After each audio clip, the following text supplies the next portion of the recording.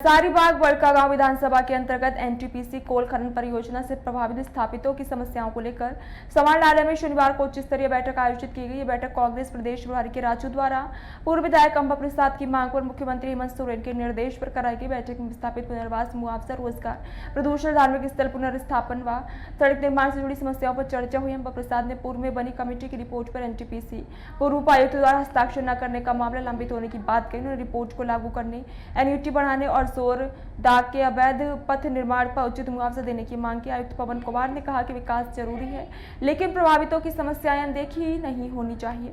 रयोते ने भी बैठक पर सवाल उठाए और जब तक समाधान न हो तब तक परियोजना कार्य रोकने की मांग की।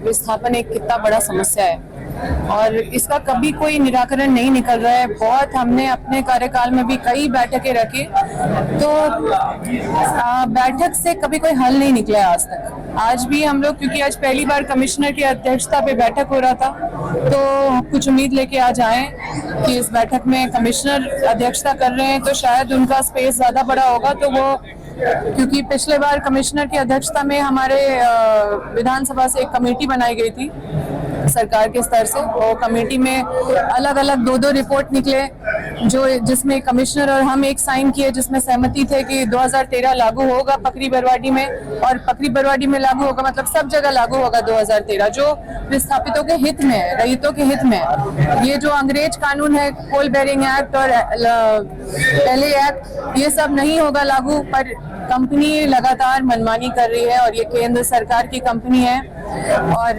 पूरी तरह से मतलब समझिए तानाशाही तो चल ही रहा है हर जगह।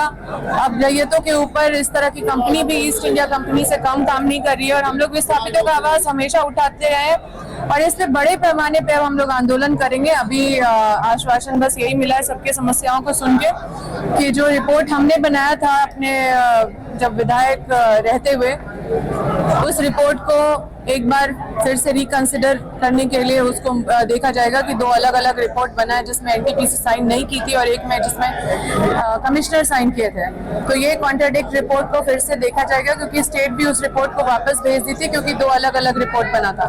और एन्युटी बढ़ाने के लिए भी कमिश्नर के हस्ताक्षर में और एनटीपीसी के हस्ताक्षर में एक चिट्ठी निकली थी कि 6 महीना के अंदर एन्युटी बढ़ाया जाएगा LIC से बात करके, लेकिन उसमें भी आज तक कुछ नहीं हो पाया। तो वो भी हमने याद दिलाया है और उम्मीद है अगर कुछ एफर्ट डाल के इस तरह का मीटिंग हम लोग, ये मेरे ही प्रयास से इस तरह का मीटिंग हुआ है, क्योंकि हमने अपने के राजू जी जो हमारे प्रभारी है उनके पास हमने बात रखा था। विस्थापित की समस्या बहुत बड़ी है और उन्होंने ये स्टेट से बोल के सरकार के माध्यम से ये बैठक रखवाया था, जिसमें हम लोग को इनवाइट किया गया था और हम लोग अपनी सब बात को रखे। कई रैयतों को मौका मिला बोलने का और ये चिंगारी बुझने वाला नहीं है, ये और तेज होने वाला है और हम लोग इस पे संघर्ष कितना भी हो हम लोग करने के लिए तैयार है।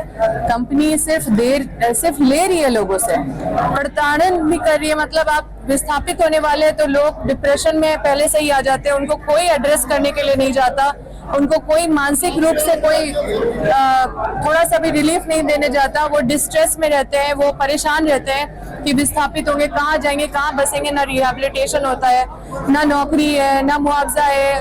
अभी गारमेंट फैक्ट्री खोला गया, उसको भी बंद कर दिया गया। कुछ दिन महिलाएं काम की, सोची चलो हम विस्थापित हुए, हमको मिल रहा है 300 महिलाओं का जो है वो रोजगार भी बंद कर दिया गया।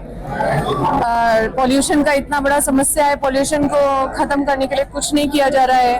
पानी का स्तर नीचे गिरते जा रहा है, लोग को पानी नहीं अब मिल पा रहा है, तो बद से बदतर हालत हो रहा है। लग रहा है कि विस्थापित तो समझिए कि श्रापित हो गए हैं और जहाँ जहाँ विस्थापित है ये लोग उनको श्रापित घोषित कर देते हैं।